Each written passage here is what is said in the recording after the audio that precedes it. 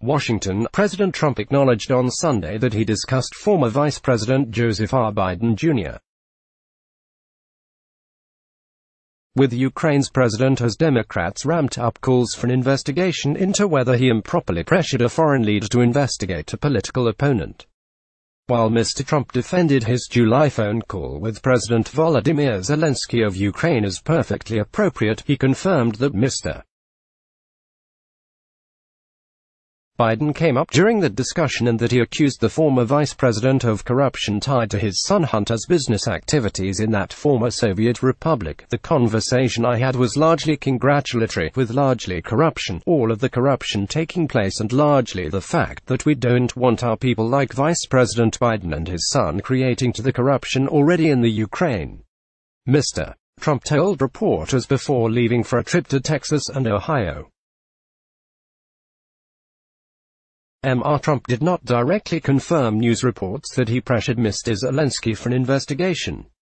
The Wall Street Journal has reported that Mr. Trump urged Mr. Zelensky about 8 times during the July 25 phone call to work with the president's lawyer, Rudolph W. Giuliani, on an investigation of Mr. Biden and his son.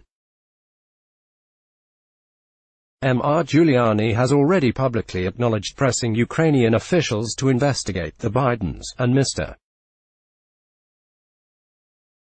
Trump told reporters on Friday and again over the weekend that the former vice president should be investigated without saying whether it came up during the phone call. The president's interest over the summer in a Ukrainian investigation into Mr. Biden, a candidate for the Democratic presidential nomination and the right to run against Mr.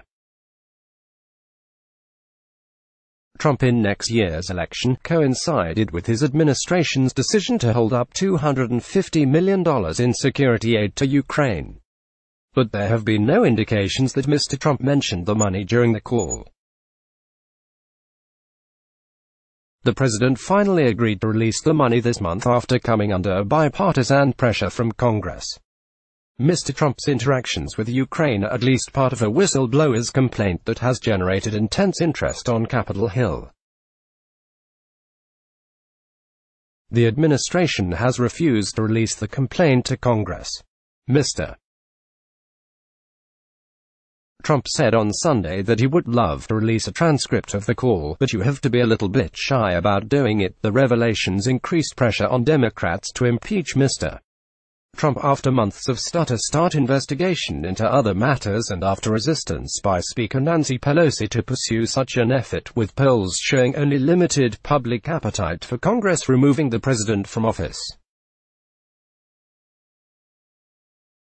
President Volodymyr Zelensky of Ukraine and Mr. Trump spoke in July shortly after the Ukrainian was elected as a reformer and inaugurated.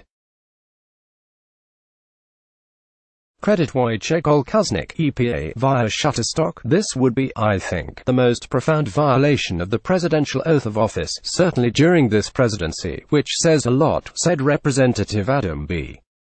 Schiff of California, the Democratic chairman of the House Intelligence Committee. There is no privilege that covers corruption, Mr. Schiff, speaking on CNN's State of the Union, said impeachment may be the only remedy if Mr. Trump did in fact withhold aid to Ukraine in the hopes that the country would pursue an investigation into the Biden family. The president is pushing us down this road, he said. We may very well have crossed the Rubicon here. Senator Christopher S. Murphy, Democrat of Connecticut, said Congress had to take action. If we do have the evidence from this whistleblower that the president indeed did try to bully a foreign power into affecting our elections, then we have to do something about it, he said on Meet the Press on NBC as he called for release of the whistleblower's complaint. Mr. Murphy, who recently visited Ukraine, said Mr. Zelensky expressed consternation to him that the security aid was held up.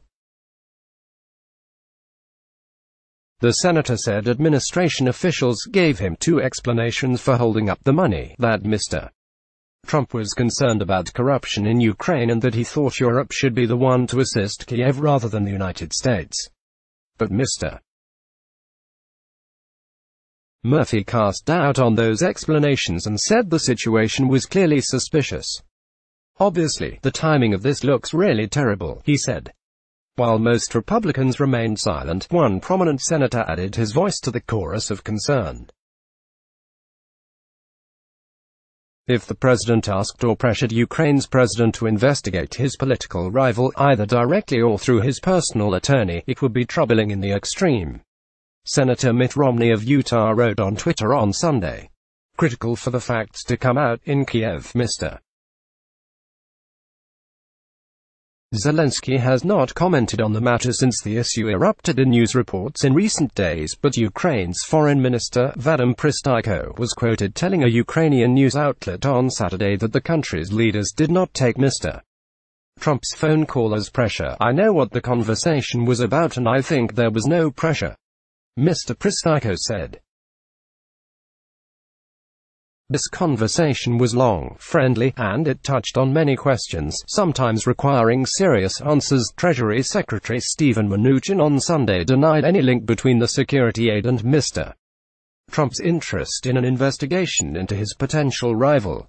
"Well, that I can tell you, that there was no connection," Mr. Mnuchin said on Meet the Press.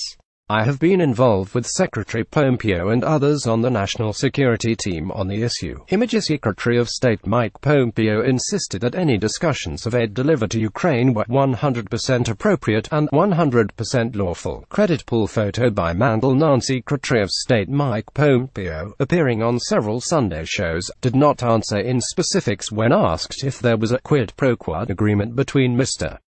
Trump and Ukrainian officials. He insisted more generally that any discussions of aid delivered to Ukraine were 100% appropriate and 100% lawful. On the other hand, Mr. Pompeo did not hesitate to advance allegations that Mr. Biden should be investigated for wrongdoing if there was election interference that took place by the vice president. "I think the American people deserve to know," he said on Face the Nation on CBS.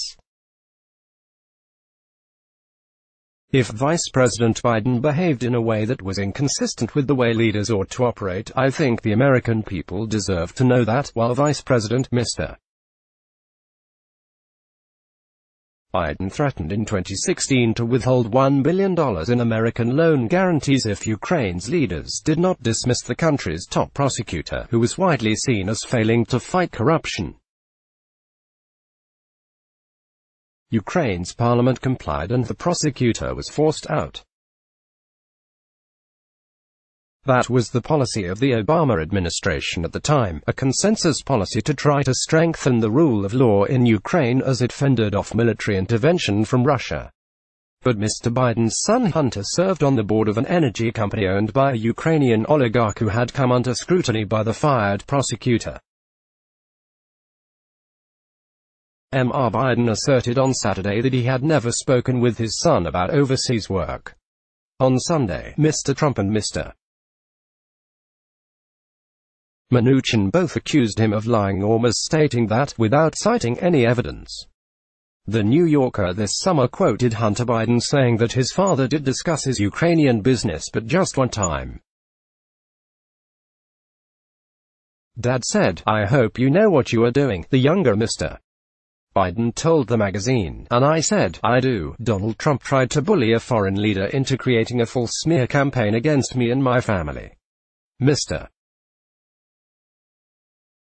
Biden said in a fundraising solicitation on Sunday. "He is intentionally misleading the American people in order to win 4 more years." Mr. Trump spoke with Mr. Zelensky in July shortly after the Ukrainian was elected as a reformer and inaugurated in May. The White House readout of the call that day said only that Mr. Trump congratulated him on his election and that the two discussed ways to strengthen the relationship between the United States and Ukraine, including energy and economic cooperation. Image Mr. Biden asserted on Saturday that he had never spoken with his son about overseas work. Credit Hilary Swift for the New York Times. The Ukrainian readout of the call at the time, however, hinted at other topics, saying that Mr. Trump had expressed his faith in the new Ukrainian government to complete investigations into corruption cases that have hampered Ukraine's cooperation. In his comments to reporters on Sunday, Mr. Trump said there was nothing wrong with the call. The conversation, by the way, was absolutely perfect, he said. It was a beautiful, warm, nice conversation. Making an unscheduled appearance on Fox News Sunday, Mr. Giuliani tried to focus attention on Mr. Biden's actions rather than his own or the president's. In an 11-minute, often rambling interview, Mr. Giuliani delivered accusation after accusation against Hunter Biden, painting the former vice president's son as a grifter and career criminal. And the kid, unfortunately, is a drug addict, Mr. Giuliani said. He called out various Ukrainian officials and the Democratic donor George Soros by name as being involved in a vast criminal conspiracy, connecting the dots on Ukrainian collusion that was aimed at influencing the 2016 presidential election. When the rest of this comes out, Mr. Giuliani said, referring to additional allegations about Hunter Biden's business dealings in China, this will be a lot bigger than Spiro Agnew. Mr. Trump, too, mentioned China and attacked Hunter Biden, saying he was unqualified to be making the money he did with his overseas ventures. The Son, he knew nothing. The Son is a stiff. He knew nothing, the president said. Other than Mr. Romney, most Republican lawmakers remained silent over the weekend. I can't imagine why people have lost their minds so much over these daily reports of one thing or another, Senator John Cornyn of Texas, the second-ranking Republican in the Senate, said when reporters encountered him in Houston while waiting for Mr. Trump to arrive for a visit. They seem to consume everybody's attention in the news coverage, Mr. Cornyn demurred when asked whether a president should pressure a foreign leader to investigate a political rival. I'm not going to speculate, he said. I think the president ought to be able to talk to world leaders and have a conversation without necessarily being public, because that you need to have those discussions, Senator Patrick J. Toomey, Republican of Pennsylvania, said more needed to be known to draw a conclusion. Look, it is not appropriate for any candidate for federal office, certainly, including a sitting president, to ask for assistance from a foreign country. That's not appropriate, he said on NBC. But I don't know that that's what happened here. Let's block ads. Why?